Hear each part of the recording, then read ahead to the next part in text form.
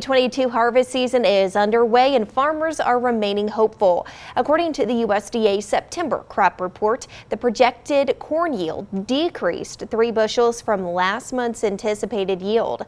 So for today's Indiana Farm Report, I spoke to the Purdue Extension corn specialist about a common issue he's seeing in cornfields as harvest season gets underway.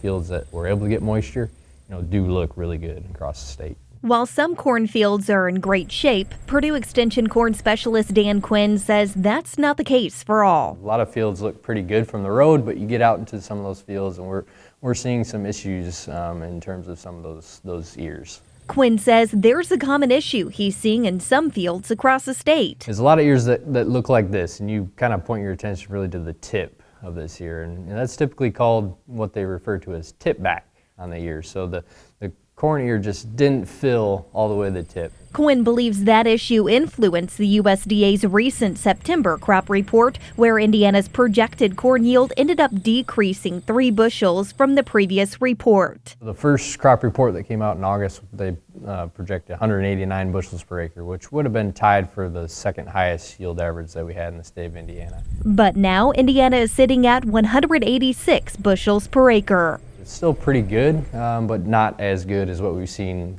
something like last year where we're at 195 bushels per acre.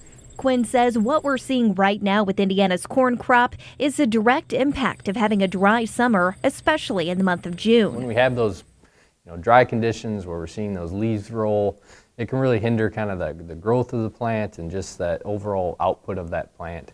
And when that happens, it kind of impacts it on the back end of the season, where we're seeing that corn plant just doesn't have enough to fill that ear. So for soybeans, Indiana's projected yield did not change from August to September, but the USDA is still forecasting Indiana's soybean yield to be 60 bushels per acre, which would be a record yield.